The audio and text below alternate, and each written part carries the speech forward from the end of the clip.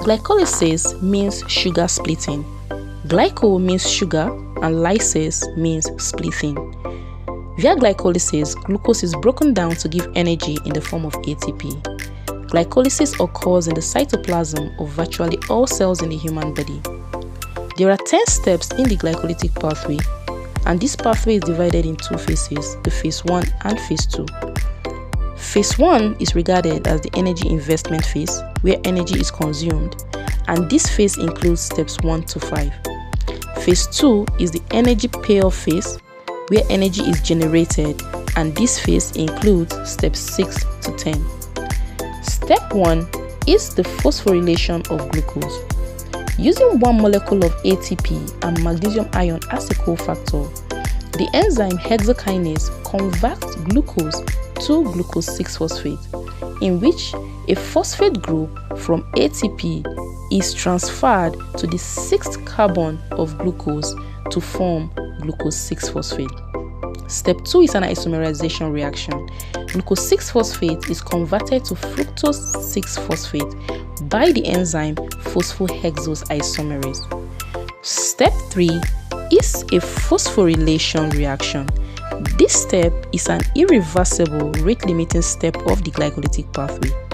With the consumption of one molecule of ATP and using magnesium ion as a cofactor, the enzyme phosphofructokinase 1 transfers one phosphate molecule from ATP to the first carbon atom of fructose 6-phosphate to form fructose 1,6-bisphosphate. Step 4 is a cleavage or lysis reaction, in which the enzyme aldolase splits fructose 1,6-bisphosphate into two 3-carbon molecules, namely dihydroxyacetone phosphate and glyceraldehyde 3-phosphate. Step 5 is also an isomerization reaction, in which dihydroxyacetone phosphate is converted to another molecule of glyceraldehyde 3-phosphate by the triose phosphate isomerase enzyme. At this point, two molecules of glyceraldehyde 3-phosphate continues through the glycolytic pathway. Step 5 marks the end of energy investment phase, in which total of 2 ATP is consumed as steps 1 and 3. The energy payoff phase includes steps 6 to 10.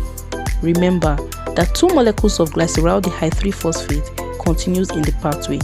Step 6 is an oxidation reaction, in which the enzyme glyceraldehyde 3-phosphate dehydrogenase incorporates inorganic phosphate into carbon 1 of glyceraldehyde 3-phosphate to form 1,3-bisphosphoglycerate. Step 7 is a substrate level phosphorylation.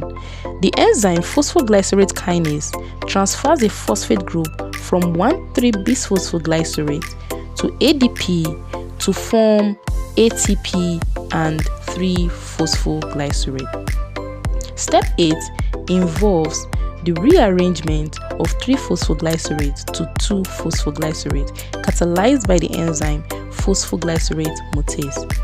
And step 9 is a dehydration reaction. The enzyme enolase removes water molecule from 2-phosphoglycerate to form phosphoenol pyruvate. Then step 10. This is a substrate level phosphorylation. The enzyme pyruvate kinase transfers a phosphate group from phosphoenol pyruvate to form ATP and pyruvate. Now the fate of pyruvate. Under aerobic conditions, pyruvate enters the mitochondria and is converted to acetyl-CoA. While under anaerobic conditions, pyruvate is reduced to lactate, regenerating NAD+ and allowing glycolysis to continue.